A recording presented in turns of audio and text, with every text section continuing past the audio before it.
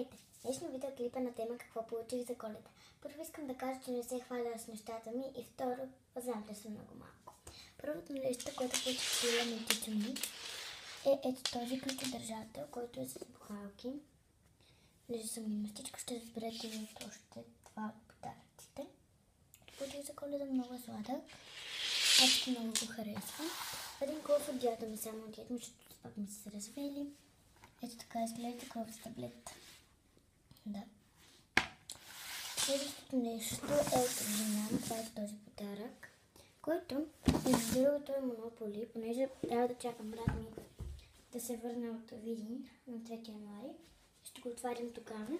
В Инстаграм може да последвате, ще кача снимка на как изглежда това Монополи.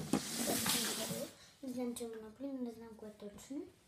Следващото нещо са тези цвички, които предполагам, че повечето хора знаят какво са.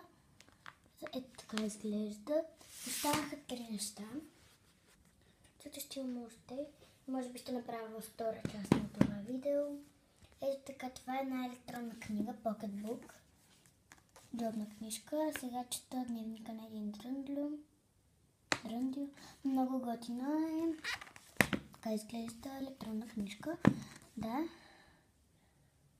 Хубава е. Предпоследният подарък, който получих този тефтер, който е супер сладък. Така изглежда. Той е пластик. Опа. На него пише Love Vintage. Започва с 2 бели страници. Листата му изглежда ето така. Има разделител, който сега ще покажа. Той разделителът е сив, ето го. Отзад изглежда този начин. Много е красив и е с, ето тук пише, сега ще кажа. Да фокусирам.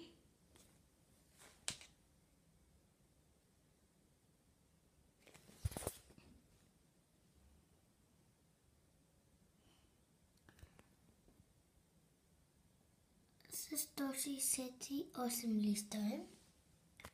Много е хубав. Дебел е, както вече предполагам, забелязахте. Да, с ластик е. Много хубав дневник. И последният подарък, който получих за сега. Ще видите следващите подаръци. Може пък да ми направя втора част, защото не знам. Може би следващата част ще има само един, но не съм сигурна, защото има не знам. И последният подарък е ето този обръч, който е супер голям. Първоначално не знаех, че е за мен, но се казвам, че е за мен.